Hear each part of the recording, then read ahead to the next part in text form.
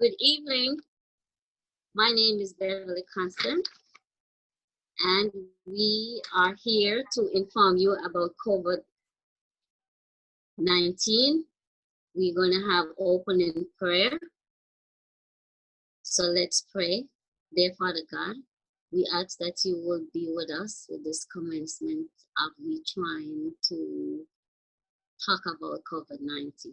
We know it's an area that everybody is concerned with. So we ask that with your blessing, that you will help us for whatever we're going to give up will be beneficial. In your name we pray. Amen. Welcome, New Hope family.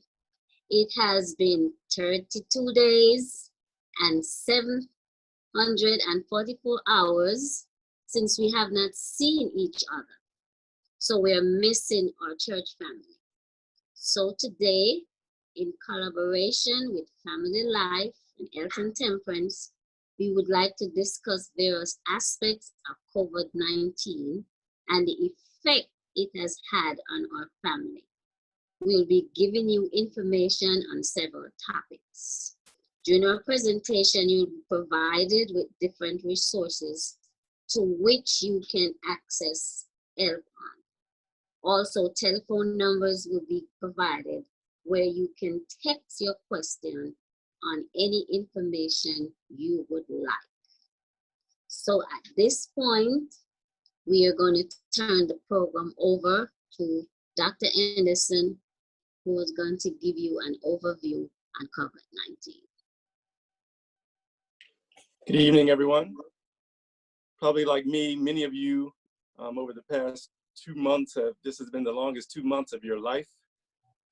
Truly, this pandemic has changed everything about how we do things and just everything about our lives.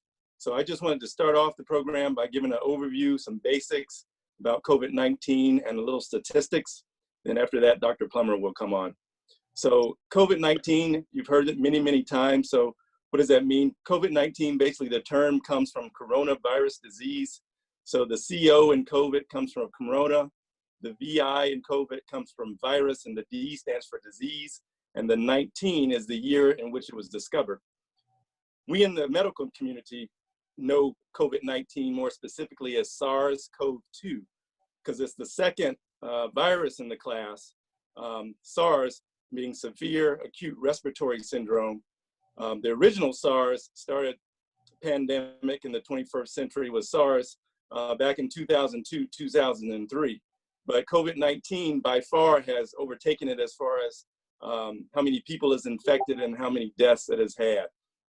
The coronavirus is a respiratory virus. The basic coronavirus usually causes colds, upper respiratory infections. Usually in the SARS virus or the CoV-2 and 1 usually involve the lungs. So that's why so many people with this virus usually have problems with their breathing, have to go on ventilators and have a difficult time with it. So just to kind of give you some background as far as some statistics and how things work as well. But right before that, so it's a respiratory virus, like we said. So it spreads by respiratory droplets. So if someone coughs, someone sneezes, talking, droplets can come out. So that's where we get kind of the stipulations as far as being away 6 feet from someone, because when the virus is in the droplets are in the air, generally it doesn't last for a long time in the air. And so if you're at least 6 feet away, usually it won't be there for you to get infected by it. But it introduces itself in your body through your mucous membrane. So that's why they make a big deal about not rubbing your eyes, touching your nose and your mouth, because that's usually how it's introduced. So the wearing of the mask and washing your hands is key, and you've heard that a million times over.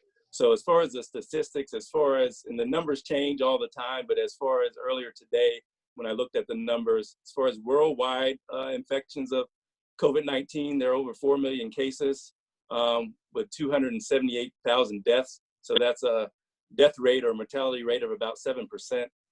US statistics, we have about 1.3 million cases in the United States with almost 80,000 deaths, which is about a 6% mortality rate. And in Georgia, our statistics, we have about 32,000 cases and 1,400 deaths with about a 4% mortality rate. So you've heard many times how people say, well, how does this really compare to the flu? And when this first started, people were saying, oh, this is just like the flu. Hopefully people are realizing now that this is worse than the flu.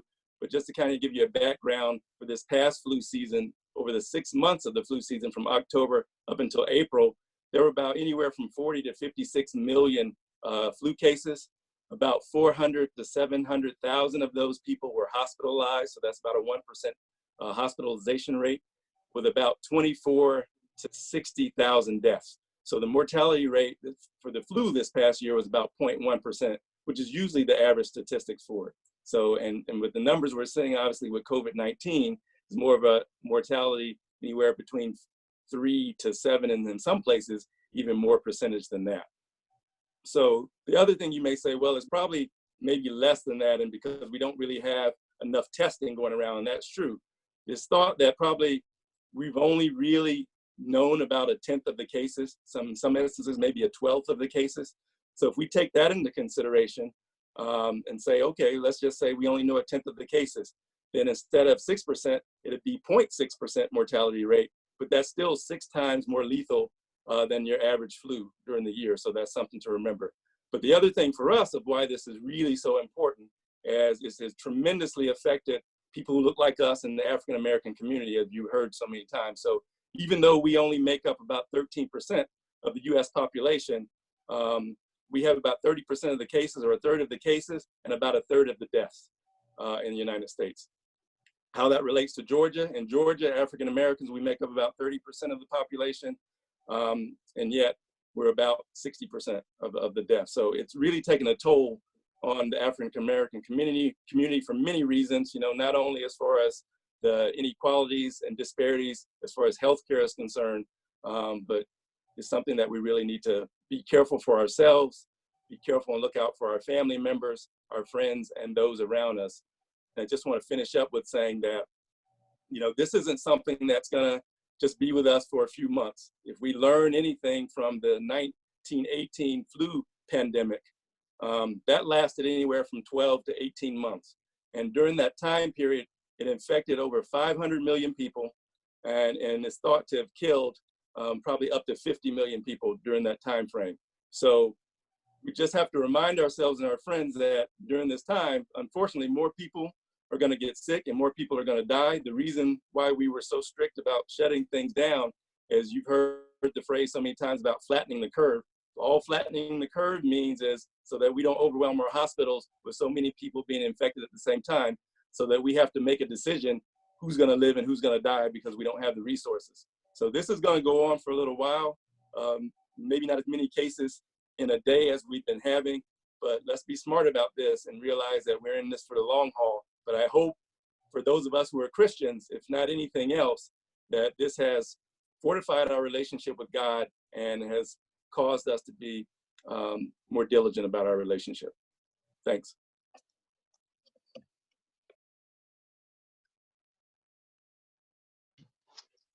Good evening, everyone. Valens Plummer here. And what I'm going to talk about are some of what's been seen as some of the more longer term effects of COVID-19 infection. But before I go into that, what I really want to stress, which everybody has been mentioning, you've heard it time and time again, prevention is key. If you can prevent yourself, your family members from catching this disease, you save yourself a lot of heartache, and also you will help to reduce the spread of this disease. You've heard it said again, and I will emphasize, using masks, frequent hand washing, all those things are extremely important.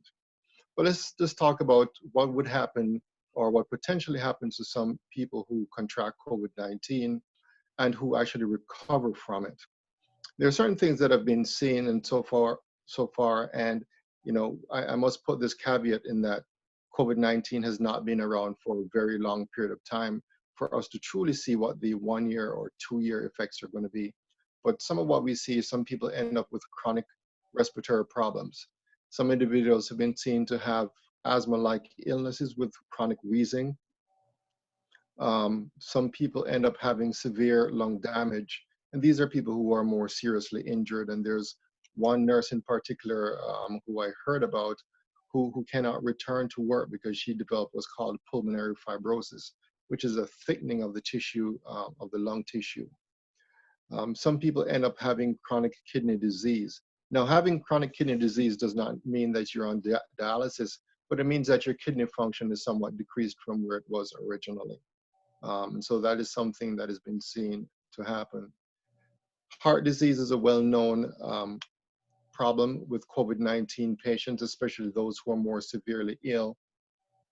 And some people develop what's called a cardiomyopathy, which is because the heart muscle is damaged. It's not able to pump as efficiently as it would before.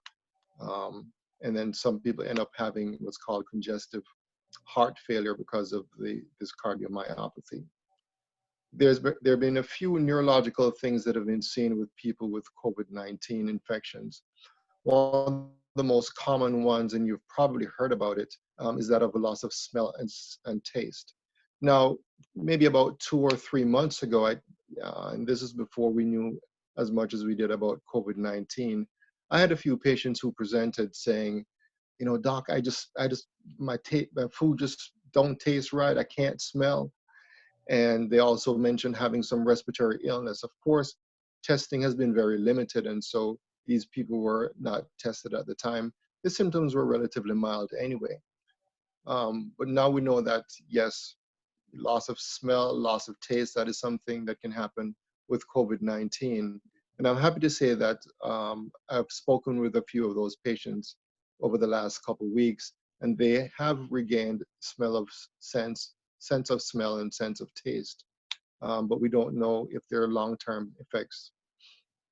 Some people who get admitted to the ICU, intensive care unit, for treatment for COVID-19, they may end up with some post-ICU syndrome, which is something that's not only seen with people with COVID-19, but just people who are severely ill. And this may involve things like short-term memory loss, confusion, lethargy, or just feeling tired or feeling mentally exhausted. There are a few people who complain of numbness and tingling in the hands and feet. So these are some of the things that have been seen.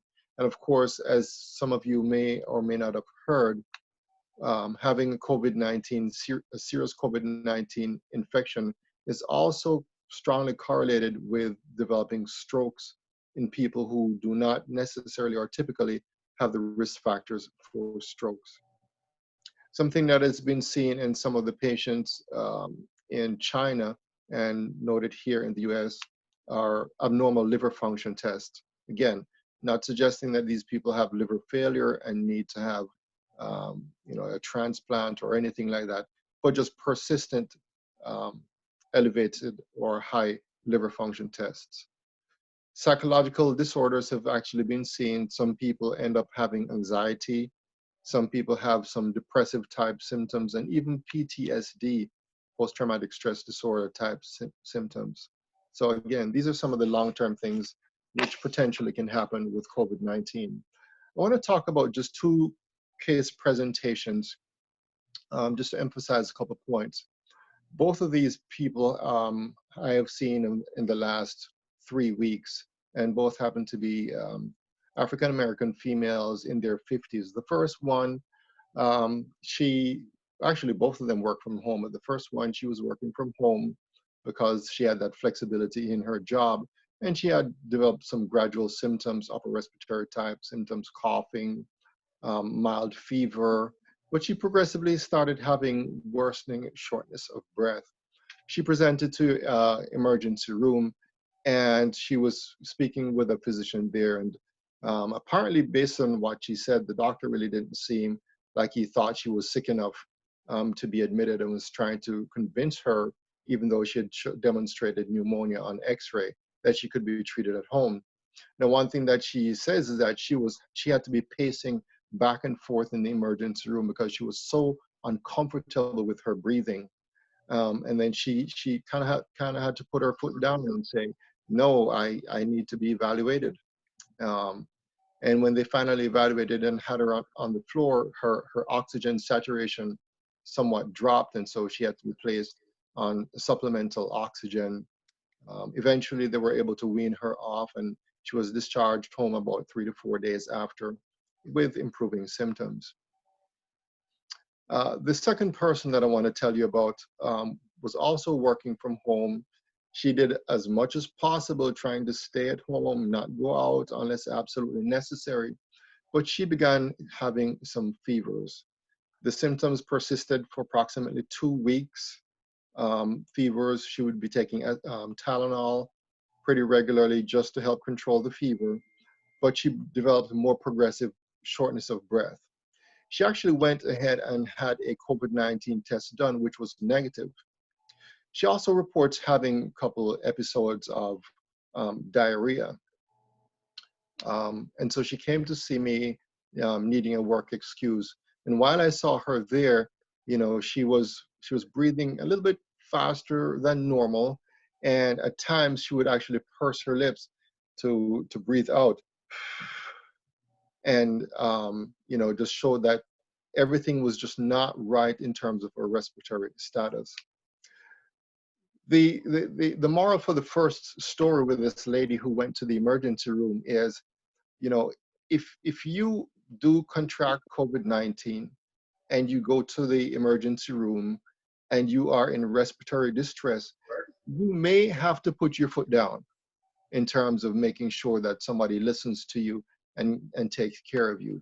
Because you don't want to get sent home and end up in respiratory distress, and by the time you get back to the hospital, it's too late. The second case, the reason I put that, I mentioned that one, is because this lady actually had a negative COVID-19 test. And so she's probably thinking in her mind, well, I don't have COVID-19, but I actually think she does. I think by the time she actually got tested, the virus, she may not have been shedding virus, and so the test may be negative, but that doesn't necessarily mean that she did not have COVID-19, given the symptoms that she was having, and the fact that she was exhibiting having some sort of lung damage. So all in all, again, the most important thing is protection. Another thing is these people were trying to be very careful, but I've seen people out, you know, in the supermarket and so forth, and they're constantly adjusting the mask on their face and touching their face and so forth. And that's a perfect way to get yourself infected after touching carts, after touching groceries and different things, and then you keep adjusting the mask. No, you put that mask on, you don't touch it unless you've sanitized or washed your hands. And then after you take the mask off, you sanitize your hands again. Again, that's just, you know, probably one of the most important things that we can do to help protect ourselves. And we're out of time, and so I'll turn it back over. Thank you. So the number that you need to call for your question and answer is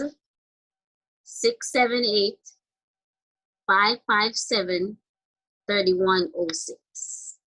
Again, the number is 678-557-3106. That's the number you need to text your question in when Q&A begins.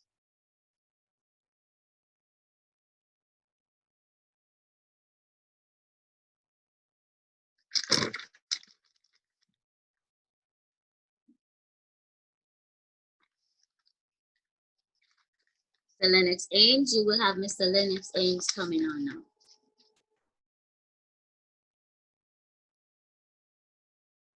Okay, good afternoon all. I'll just do, everything has already been covered, but I'll just do a little bit of on the respiratory end of it and how this virus, once it gets into your body, how it reacts. Once the virus gets into your body, because it's a respiratory disease, the first thing it will do is attack the pulmonary system, which is the respiratory system. And the way it does that, it fills up the air sacs in the lung with fluid. causing pneumonia, as well as making it hard for you to breathe. Your oxygen drops, and while most people are going to get over that without any scarring or any difficulty, of course, over a period of time, some people are going to end up being intubated because after a period of time, what it is, it attacks the blood vessels in the air sacs, and it starts to leak fluid, more fluid into the lung, causing ARDS, which is adult respiratory distress syndrome.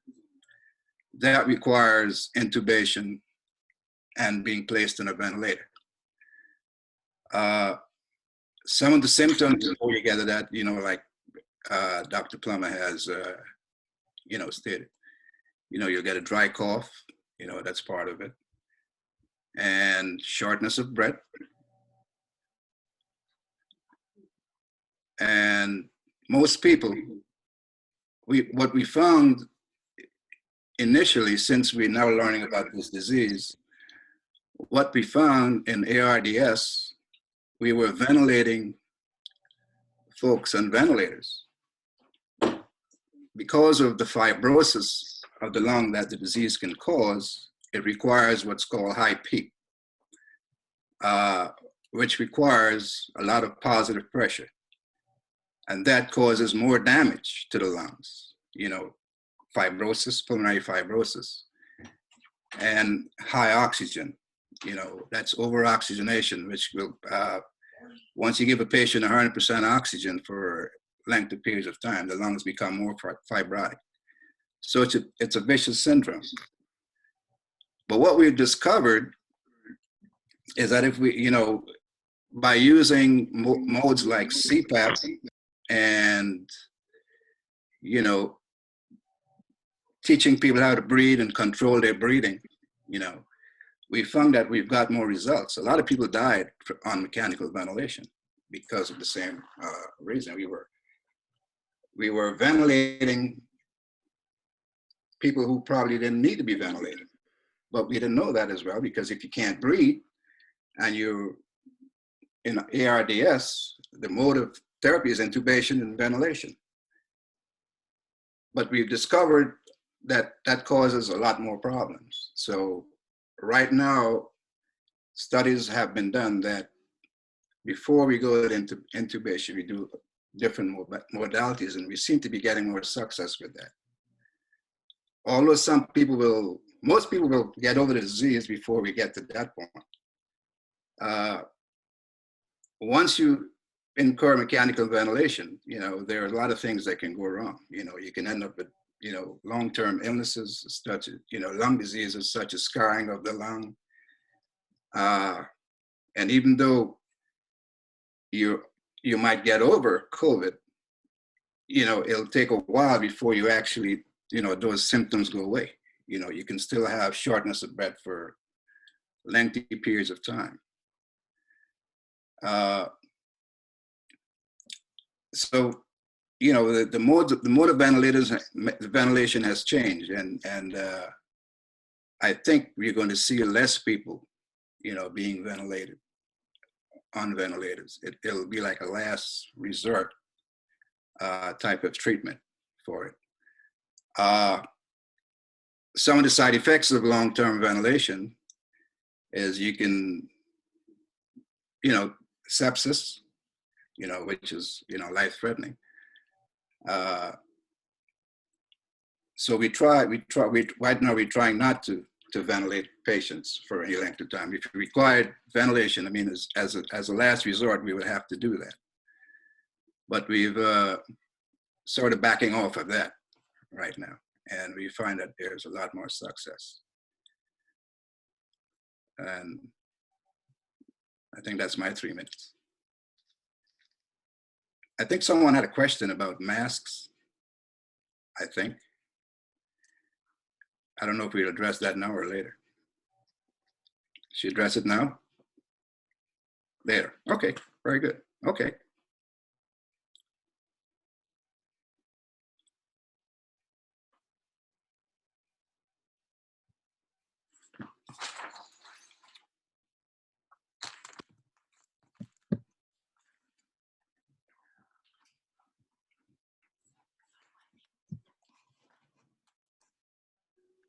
Hi, family. This is Donna Plummer, and I'm going to be talking from the nutrition aspect of COVID.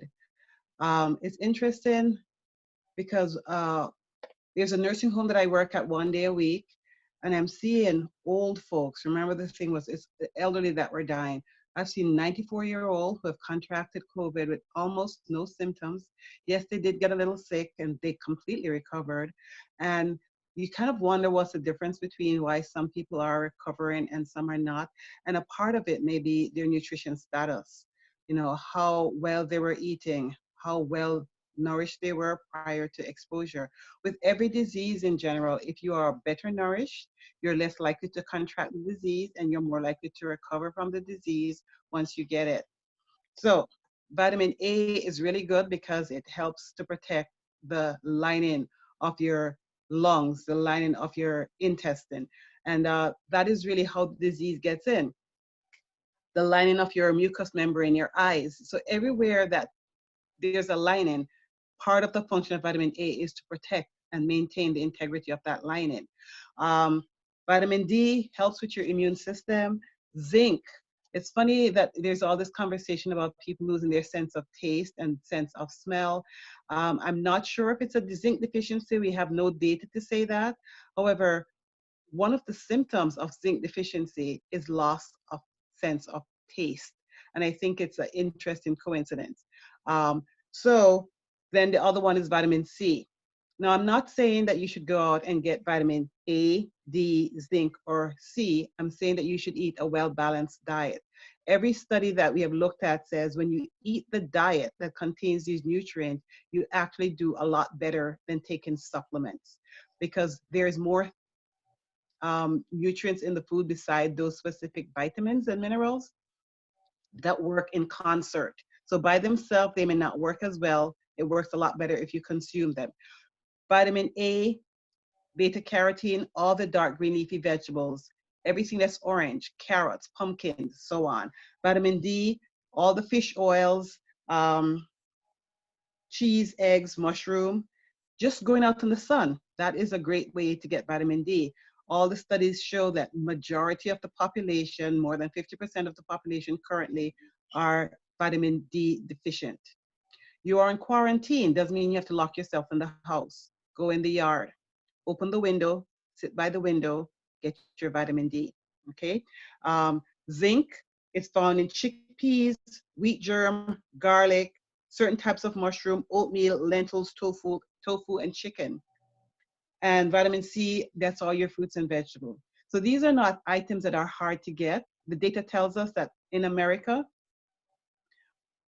we consume more than 50% of our food being highly processed and low in nutrient. So we need to take a step back and lose some of those highly processed foods and eat more less processed fruits and vegetables on a daily basis. Where am I with my minutes? I'm not sure. The other thing you might need to do is to decrease your sugar intake. Excess sugar has been shown to bog down your immune system. And at this point, you don't need it bogged down. You need it up and fighting. So cut back on sugar as much as possible. We really drink too much sweetened beverages. So that's where I'm going to stop today. Since this is an ongoing thing, another day I will talk about what to do should you get ill and how you're going to support yourself nutrition-wise to get through the illness. Thank you. Sherilyn. Okay, well, I'm Sherilyn, and I'm just gonna give just a brief synopsis of COVID and the elderly and how it affects our elderly population. Right now, the Georgia stay-at-home is for the elderly goes until June 12th. So the elderly population, they're advised to stay home, or if they're in the nursing home or assisted care facilities, their visitation is, family members cannot visit them in the nursing home, or they're trying to limit visitation in the nursing home and the facilities. More than 16,000 nursing home residents and staff have died from COVID-19 so far in the US. So we advise, like patient, I know you want to check up on your loved ones, whether they're at home, in their home, or they're in the nursing home facility, or if they're in an assisted care facility. Try and find out in the nursing home what are you doing to keep the family members informed about their members. You as the family member can also ask the nursing home, are there any COVID patients in your facility or COVID residents or staff? And it is your right as family members to know if there are, what are they doing to keep the family members updated on their patients. So you can ask those pertinent questions. For the elderly that are at home, you want to make sure, ask them, find out, do they have their medications? When you call them, do they have enough medicines? Do they have any refills? If they don't have any refills, sometimes some medications require patients going in before they can get a refill. So see if the doctor can prescribe a little more than the normal supply that they normally would prescribe for the patient, and so that the patient does not run out of their medications. Also find out, do they have enough food at home? There are many resources out there that they can get food supplies from if they cannot go out and buy them. If they can go out and buy, there's some stores that have specific opening hours, and we'll go into more of that for the elderly population. Make sure they have enough water at home, drinking water. Make sure they have enough supplies, not only medicines, but supplies. Some of them might need their blood sugars checks and stuff like that. For elderly patients that are at home, just make sure that if they can't get visitors, like you have to limit your visitation with them. Just make sure, like if a patient has, say, heart failure, just ask them a little question, your family member, are they getting any swelling in their feet? Little stuff to make sure that they're keeping abreast of their medical issues. And we'll go into more later. Just stay informed, keep the family members and the elderly population informed. And that's it. That's just a brief synopsis of how we take care of the elderly.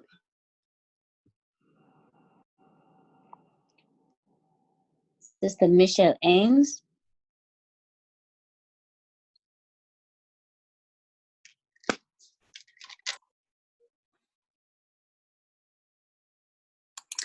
All right, everybody. So we know that children aren't severely affected by COVID virus. And most of the kids who do get this virus are able to be taken care of at home. And the symptoms are very vague. Some kids will have a fever, some may have a cough, some may have rashes. But we know that there is no treatment for COVID in the pediatric population. And so kids are not routinely tested for COVID. And so unless they are severely ill, they don't get tested until they end up in the hospital. So over the last few weeks, doctors have been talking about an inflammatory syndrome that they're now seeing in kids. And they're seeing it in about 7 states. And so they are comparing it to Kawasaki disease or to like a toxic shock syndrome. Kawasaki disease is an infection in which the blood vessels become inflamed, and so all the organs in the body become inflamed. And it can be serious because a lot of times the heart is infected. It is affected. And so this is what happened to these children. And they present with high fever, a rash, stomach ache, vomiting, diarrhea, swollen hands, and swollen feet. Now, kids may not have all these symptoms, but definitely if your child has a fever, a high fever, we're talking about 103, 104 fever, lasting more than 5 days, and they have a rash, then you want to take your child to get checked out. If some kids are having what they're calling COVID toes, where they just have red blisters on their toes with no other symptoms, that is also one of the signs of COVID. So because a lot of kids aren't getting sick with COVID-19, kids may be thinking, this is an adult problem. And why am I being punished for this adult problem? Why are schools closed? Why can't I have a sleepover or a birthday party? Why can't I play with my friends? Why can't I go to the playground? Why? So, and the simple reason is that we don't want you to pass on the virus to your loved ones. I know kids think that anybody over 30 is old, but we're talking about grandma and grandpa who may have other underlying health conditions such as diabetes and high blood pressure, kidney problems, heart problems. And so we want to protect our grandparents and our older loved ones. They have taken care of you, they have spoiled you, and they've taken care of our moms and our dads. So now it's our turn to take care of our grandparents. So because we can't see them doesn't mean that we have to be disconnected from them. We want to stay connected to them. We want to make sure that you're calling them. You can FaceTime, you can do video chats, and however you guys want to come in. You can make them posters, you can make them cards, you can do drive-bys and check in on them. Kids need to be reassured that their loved ones are okay. And we want to limit the exposure to social media and adult conversations about the pandemic. And we want to keep our children safe, loved, and secured. They are very observant to changes around them. And if parents are anxious or if they're stressed, then kids are going to become anxious and stressed too. They will ask questions about all the changes that are taking place. Some kids may be worried, some may be fearful, some may just be angry about, this pandemic that's disrupting their lives. And you want to encourage your kids to ask questions. And parents, we want to answer our questions truthfully. And it's okay to say, I don't know, if you don't know. Use language that kids will understand, because, if you withhold information from them, then they're going to use that vivid imagination of theirs to fill in the void in information. Most kids are going to be just fine. Most kids are going to return to the usual level of functioning. But kids who have any pre-existing trauma, if they have any mental health conditions, if they have physical disorders, these are the kids that are at risk for developing emotional disturbances. We want to explain to our kids, why do we need to wash our hands? We need to wash our hands to kill the virus. Why do we wear a cloth mask when we go out in public places? Because we want to protect the people that we come into contact with in case we have the virus. And just remember that kids under 2 should not be wearing any mask, because they're not able to tell you if they're having any trouble breathing. It's very important for parents to recognize any signs of emotional distress in their kids so that they can address them. You want to be supportive to your kids. You want to and you want to be understanding. Kids may be more clingy. Some of them may regress. So kids who were potty trained, all of a sudden they're going to start wetting the bed. Kids who were able to tie their shoelaces, now they can't tie their shoelaces. Kids who were able to dress themselves, now all of a sudden they can't dress themselves. Some may demand extra attention. Some may have difficulty sleeping. They may have nightmares, or they may have problems eating. And so parents can help just by being sensitive, being patient with your kids, and very calmly setting limits on behaviors that are like antisocial. Encourage your kids to express how they feel and ask open-ended questions. And you want to be consistent with your discipline. You want to spend quality time with children, especially the young ones, so that we can make them feel safe. Encourage the kids to eat a balanced diet, limit junk food, and you want to avoid overeating. Ensure that they're drinking lots of water, eating fresh fruits and vegetables to boost their immunity, because a good immune system is going to be necessary to fight this virus. Kids should have some structure and routine to their daily lives so that they can have some sense of normalcy. So have set times for bedtime so that they can get adequate sleep. Keep them busy so that to prevent them from being bored, and encourage them to use the technology to stay in contact with their friends, teachers, and with family members. Help them to express themselves if they're not open to talking, by writing, by drawing, painting, dancing, singing, learning to play an instrument. and they need to get some time outdoors so they can enjoy some fresh air. They can get some sunlight. They can write letters to older adults in the community who are in quarantine. They can write posters and make cards for all the healthcare heroes. They can share the extra supplies, and they can check on neighbors or volunteer to the community. Check in regularly with kids to maintain an open dialogue about their feelings and experiences. Pray with them, encourage them to pray. If you are concerned about your child's emotional health and well-being, contact a mental health provider or professionals, and most of them are doing virtual visits. Thank you.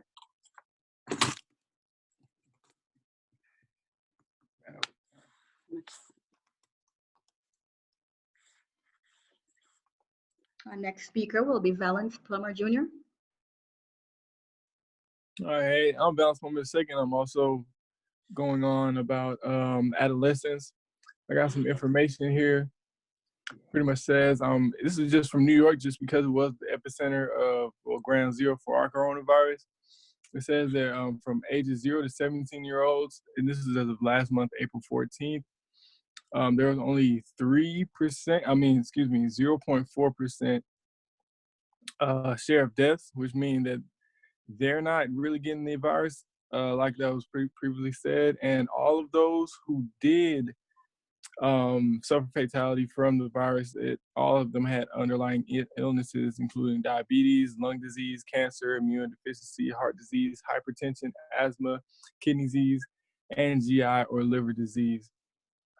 So just keep that in mind. If your child has anything like that, you might want to pay a little bit closer attention to their health and keep that in mind. Just some more stuff, things that can weaken your immune system. Some general information. We have stress. Chronic stress can make you more susceptible to colds or flu, as well as more serious health problems like heart disease, diabetes, and other disease. So we try to keep the stress levels low in ourselves as well as our children. Keep them healthy. Another thing that can weaken your immune system here is refined sugar and highly processed food. We heard a little bit about that earlier. Excessive consumption of refined sugar and highly processed foods containing pesticides, chemical additives, preservatives can weaken the immune system and make you more vulnerable to develop chronic conditions, which is leading to a pre-existing health condition. So if you're eating a lot of refined sugars and highly processed foods, you may give yourself a pre-existing health condition, and being that COVID-19 affects those type of individuals, you're putting yourself more at risk if you're doing that. So a study published in the American Journal of Clinical Nutrition found that the ability of white blood cells to kill bacteria is significantly hampered for up to about 5 hours after eating 100 grams of sugar. That's equivalent to 3 cans of a sweetened soft drink. So 3 cans of soda, Sprite, Coca-Cola, anything. For up to 5 hours after that, your immune system is weakened. Another thing that will weaken your immune system is obesity. Obesity can lead to a weakened immune system and can affect the ability of white blood cells to multiply, produce antibodies, and prevent inflammation. All right, a study conducted in the New University of North Carolina at Chapel Hill School of Medicine on laboratory mice shows that obesity reduces the body's ability to turn on elements of its immune system needed for controlling the influenza infection. And if COVID is more dangerous than influenza, I guess we kind of get the gist of what that means. Moving on, lack of exercise. We're not saying go crazy with your P90X or what have you. We're just saying that a little bit of moderate exercise is going to improve your blood circulation. It's going to improve antibodies, white blood cells. That's more important for fighting off inflammation and infection. And just as little as 20 minutes, 5 days a week can help you out there. And just 2 more things here. Dehydration. You want to make sure you're keeping very well hydrated. It's recommended that you're drinking at least 2 liters of water a day. And that can affect your sleep, which you also need to stay healthy. So keep your sleep in mind as well. Good sleep schedule for not only you, but your children. And lastly, medications. So prescription and non-prescription drugs are major toxins that you can put into your body.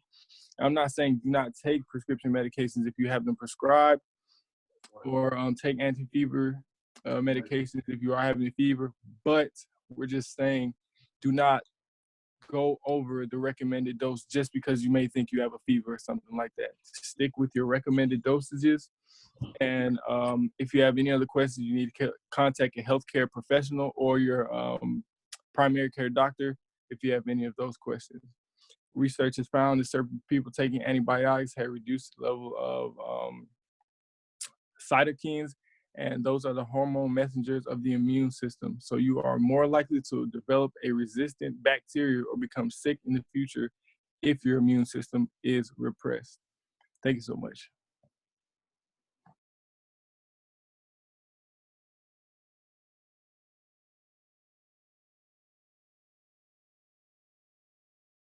Sister Priestley?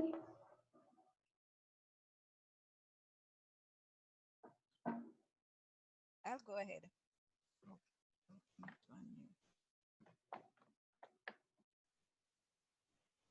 Hello, this is Norma, and I'm going to talk a little bit on depression. Feeling down at times is a normal part of life. Sudden upsetting events happen to everyone. But if we are feeling down or hopeless on a regular basis, we could be dealing with depression. You may ask, what is depression? Depression is a common and serious medical illness that negatively affects how you feel, the way you think, and how you act. Fortunately, it is also treatable. Depression causes feelings of sadness and or a loss of interest in activities you once enjoyed. It can lead to a variety of emotional and physical problems and can decrease a person's ability to function at home or at work. And I'll just give a few of the signs and symptoms of depression.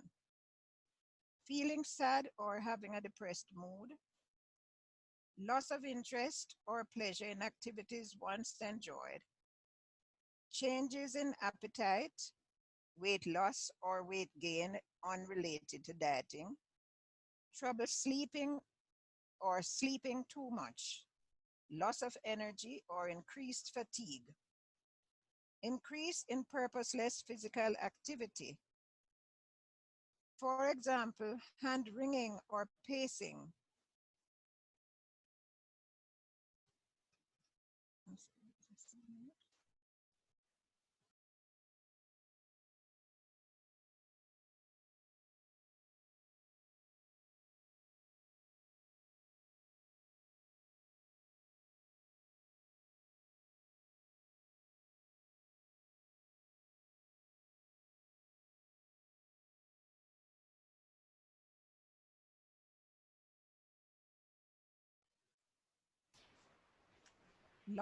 Loss of energy or increased fatigue, feeling worthless or guilty, difficulty thinking, concentrating or making decisions, thoughts of death or suicide.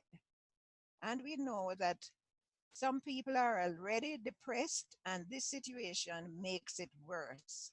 So we need to keep in touch with our loved ones, and if we see any of these signs or symptoms, or if the loved one realizes that they have these symptoms, do not feel ashamed. You need to discuss it with someone because help is always available. And that's it. We'll do some more on this depression when we return.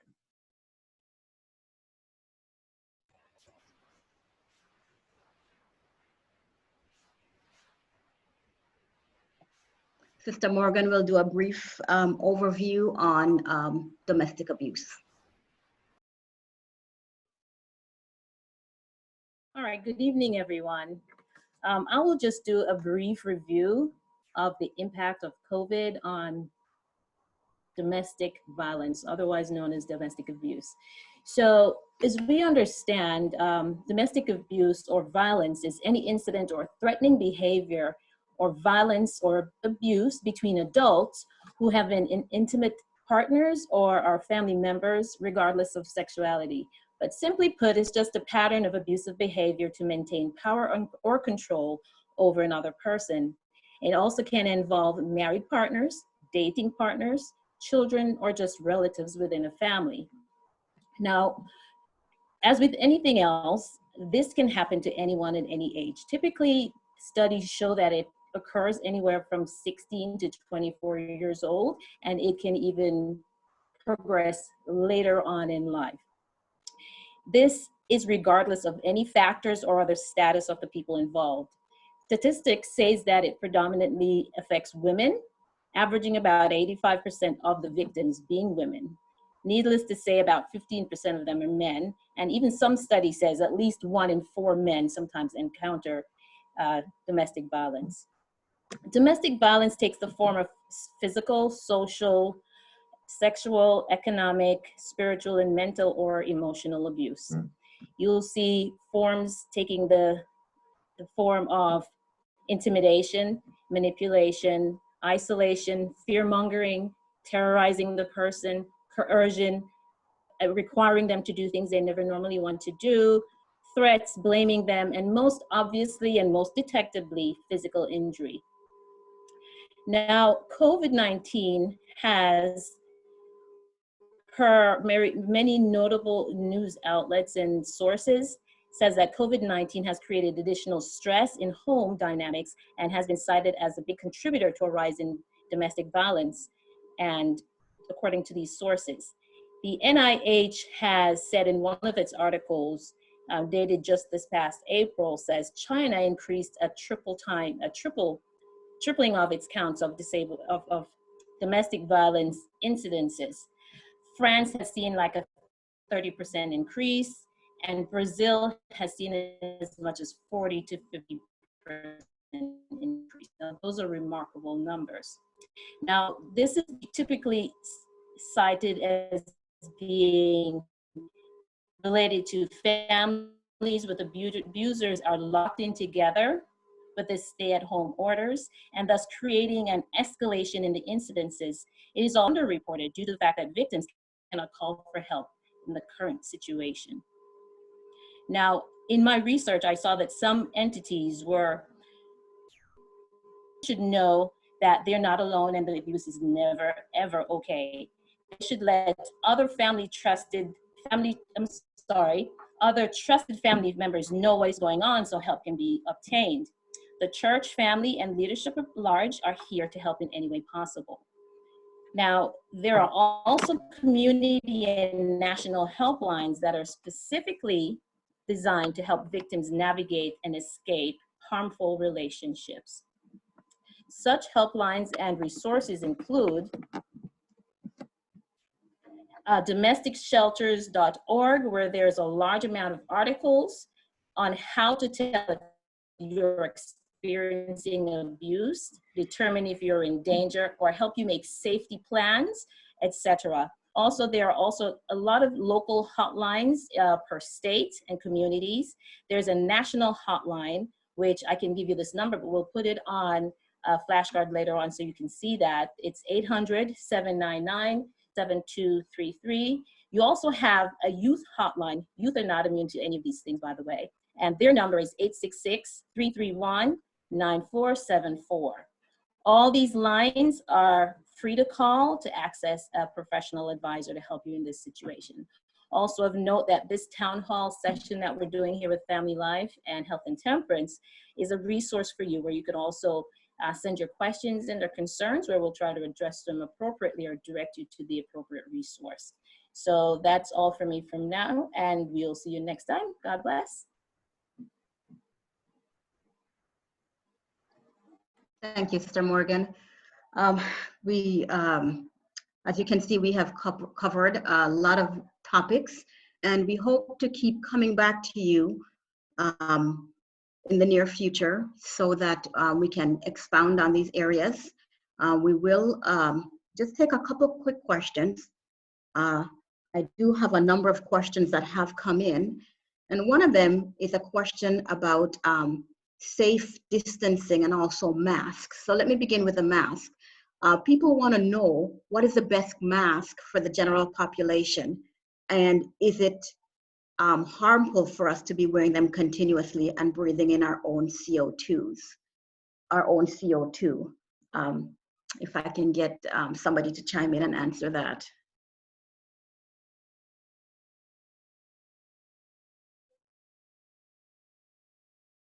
That's a pretty good question. And right now there's research been done about that. And the answer to that is yes and no. Yes, because the general public, it's not advisable for them to wear N95s for two reasons. As professionals, we have to be fit tested for those masks. Okay, I guess we have to do it every year. And the other reason is if the general public starts getting N95s, it'll be difficult for healthcare professionals to get it. What's recommended for the general public is a simple cloth mask, okay?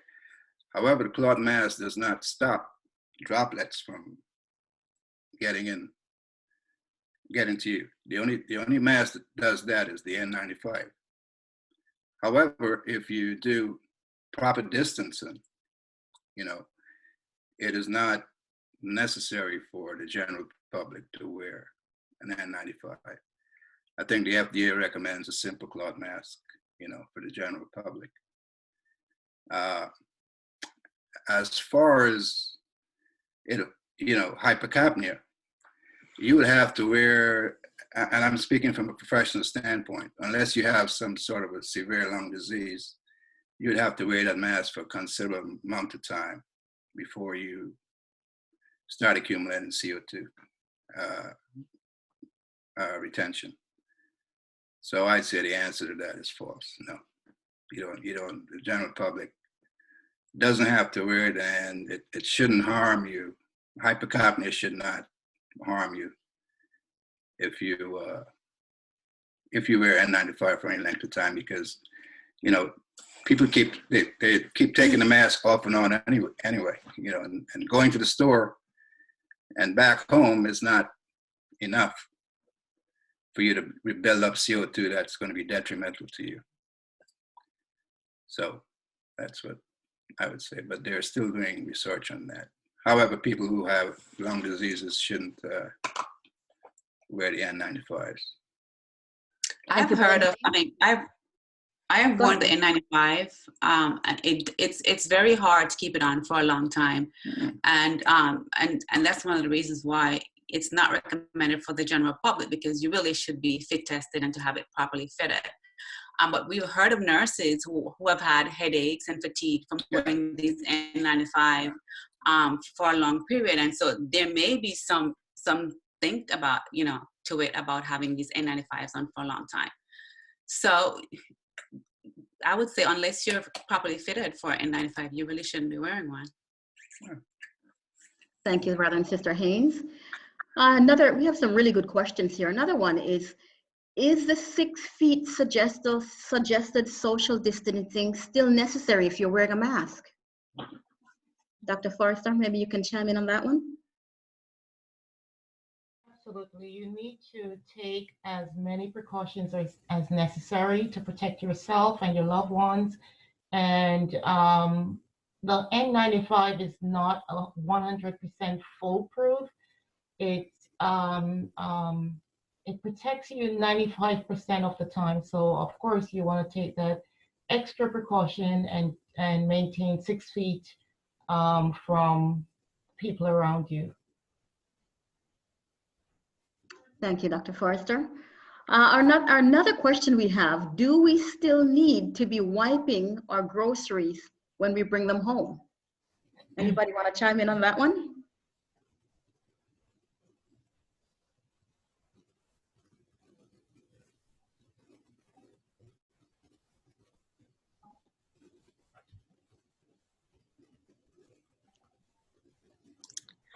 So from what we've heard that the COVID-19 is not spread by food. But however, if people are in the stores and they're touching everything and they're wearing the gloves and they touch the, they touch their faces and they touch all this stuff in the store, I mean, I would feel comfortable in washing whatever you can wash with soap and water, and whatever you can wipe, I would wipe it down. That's just, I would feel better doing that. Just be vigilant. That's it. Just be Haven't vigilant. seen people in stores with a glove on, touching everything. Mm-hmm. And I think the word is still. If we should still be doing it, I don't see why we shouldn't still be doing it, because we're still getting nearly 2,000 deaths per day of COVID. So whatever precaution we're taking 2 weeks, 3 weeks ago, we should still be taking those precautions. So there are two precautions that you take when you see these COVID patients, and one is respiratory droplet precautions, where the droplets spread in the air, and also contact precaution. And yes, you do have asymptomatic people that go to the store, meaning that they are positive for COVID, but they do not have any symptoms. And even you do have symptomatic people that are going to the stores and mingling with the general population, and they are touching stuff. They are not abiding by the general rules that the CDC issues. So absolutely, you do need to be cautious. I do wipe my my groceries when I come home. You just have to be cautious in doing that, because the virus can live in the refrigerator for hours also. Thank you, Angie. I'm going to take just another one question in the interest of time, and maybe one of you docs can answer this. The question says, is the medication that the hospital gives for COVID-19 good or bad? I've heard that it causes additional problems and even death. I'm not sure which one they're talking about. I'm guessing it's the malaria. I'll take a stab at that. I mean, at this point in time, there is not a FDA standardized standard of care treatment for COVID-19. Several studies have been done, as you probably heard. The one that is showing the most promise and which has had permission to continue is remdesivir. The studies that have looked at chloroquine and hydroxychloroquine have not shown that they are sufficiently beneficial to continue with additional advancement to more patients. The question about whether remdesivir causes more harm than good, we are actually in the early stages of this thing. We don't know. I mean, what we do know is that patients who have been in the study, who have been administered remdesivir, have a shorter duration of illness compared to some of the others, and slightly better survivability. But again, this is just from a study. The long-term effects of all these things are truly not known. You look at somebody who is almost terminally ill, you have nothing to give them, but they're in a study, and remdesivir happened to be one of the agents that was used. What are you going to do? Just do nothing, or give something that potentially has a beneficial effect? And so I think under circumstances like this, in terms of trying to judge these medications, we're really at an early stage. We don't know until the studies have been expanded, phase 2 and phase 3, we won't be able to give a complete answer. But to do nothing was really not a choice for the healthcare professionals at this point in time. Something has to be done. Okay, and our final question. Has anyone heard about sanitizing air with ozone machines? Some places of businesses are using these air sanitization machines, can this help to kill the virus in the air?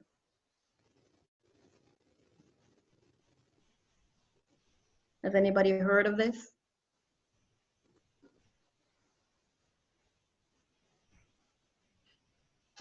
I can take a partial stab at that. So some organizations are actually doing a sterilization procedure for the N95 mask. One of them used vaporized hydrogen peroxide, and I don't know if that's what being referenced as the ozone treatment. And they actually did get a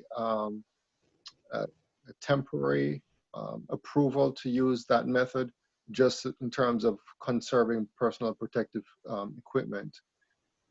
If that is what's being referenced, yes, there is some data that shows that virus can be killed by vaporizing hydrogen peroxide. I just don't know if that is the procedure that is being referenced.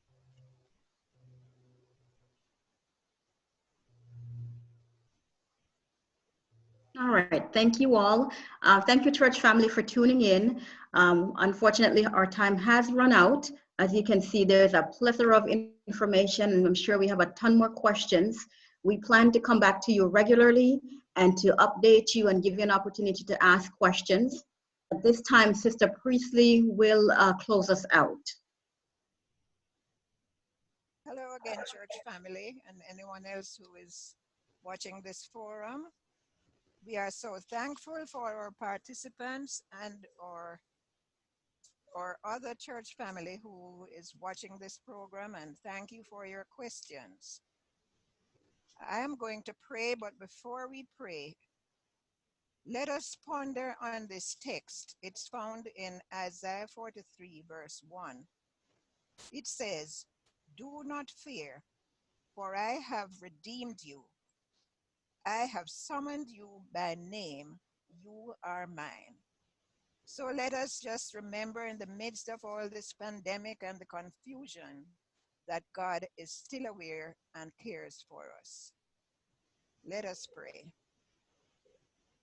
Dear Heavenly Father, we do thank you for this Holy Sabbath day. Thank you for keeping us safely through the day, for guiding us, protecting us. Thank you, Lord, for all these medical staff that we are able to participate and to educate our people some more. Be with us as we depart, we pray. Help us to keep in touch with each other, even though we are not able to touch each other physically. Help us to keep praying for each other. Bless us, we pray, and save us, we ask, in Jesus' name. Amen. Amen.